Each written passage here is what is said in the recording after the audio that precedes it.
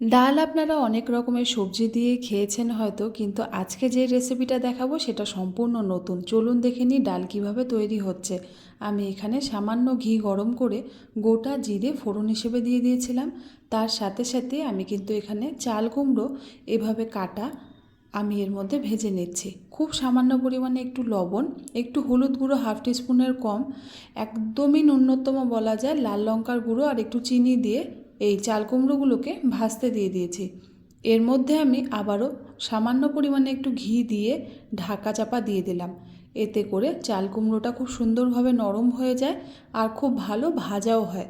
সেজন্যই আমি ঢাকা চাপা দিয়ে 3-4 মিনিটের জন্য হতে দিলাম। এতে করে দেখুন চাল কুমড়োর রঙটা কিন্তু একদম পাল্টে গিয়েছে, এটা কিন্তু বেশ নরমও হয়ে গিয়েছে।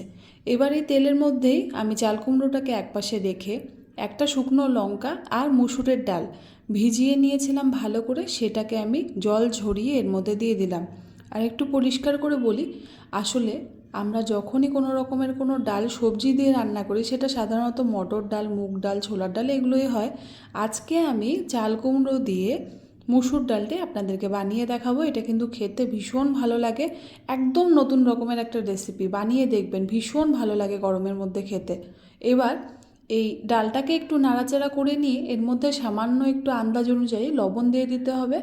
তার সাথে একটু লাল লঙ্কার গুঁড়ো, জিরার গুঁড়োও দিতে হবে এখানে 1 টিস্পুনের মতন, আর একটু চিনি আর একটা কাঁচা লঙ্কা চেরা। হলুদ গুঁড়ো কিন্তু আমি দিলাম না, যেহেতু প্রথমেই আমি চাল কুমড়োটা ভাজার সময় হলুদ দিয়েছিলাম। এবার দেখুন সব কিছু একসাথে মিশিয়ে নিয়ে যখন একটু ভাজা মতন হয়ে গেল ডালটা, এর মধ্যে আমি জলটা দিয়ে দিলাম। জলটা দিয়ে এবার একটু নাড়াচাড়া করে নিচ্ছি। যে কোনো সবজি দিয়েই কিন্তু ডাল খেতে খুব ভালো লাগে, তবে সাধারণত মুসুরের ডালটাকে আমরা সবজি দিয়ে কমই রান্না করে থাকি। আজকে চাল কুমড়ো দিয়ে বানিয়ে যেটা দেখাচ্ছি সেটা কিন্তু গরম ভাতের সাথে খেতে ভীষণ ভালো লাগে। আমি ঢাকা চাপা দিয়ে দিয়েছিলাম 3-4 মিনিটের জন্য। দেখুন, যখনই মসুর ডাল সেদ্ধ করব সেটা অবশ্যই ডালের কোয়ালিটির উপরে নির্ভর করে কতটা সময় লাগবে না লাগবে। আমার ডালটা কিন্তু খুব সহজেই সেদ্ধ হয়ে গিয়েছিল। এভাবেও নামিয়ে খেতে পারেন, এটা কিন্তু এক রকমের চচ্চড়ি মসুর ডাল হয়ে যায়। খেতে বেশ ভালো লাগে, একটু ড্রাই হয়, তবে বেশ ভালোই লাগে খেতে। তবে আমি আজকে ডালটা একটু পাতলা করব, সেজন্য আমি এর মধ্যে কিন্তু আবারও একটু জল অ্যাড করে দিচ্ছি। আপনারা অবশ্যই জলটা নিজেরা বুঝে দেবেন। এই ডালটা এমন একটা ডাল, শুধুমাত্র যে পাতলা করলেই ভালো লাগবে তা নয়, এটা চচ্চড়ি ডাল হিসেবেও কিন্তু ভাতের সাথে খেতে ভীষণ ভালো লাগে। মানে একটা আলাদাই তৃপ্তি পাওয়া যায়। যে কোনো নিরামিষ দিনে যদি মুসুর ডালে আপত্তি না থাকে তাহলে কিন্তু বানিয়ে দেখতে পারেন। খুব অল্প পরিমাণে আবারও একটু ঘি দিয়ে দিলাম এরই সাথে। জলটা দেওয়ার সাথে সাথেই নুনটা দেখে নেবেন, আমার কাছে একটু কম মনে হয়েছিল, সেজন্য আমি আবারও একটু অ্যাড করেই দিয়েছিলাম। সব কিছুকে একসাথে মিলিয়ে নিয়ে ডালটাকে একটু ফুটিয়ে নিচ্ছি। যত ভালোভাবে এই ডালটা লো আঁচে ফুটবে ততই কিন্তু ঘিয়ের স্বাদটার জন্য খেতে খুব ভালো লাগে।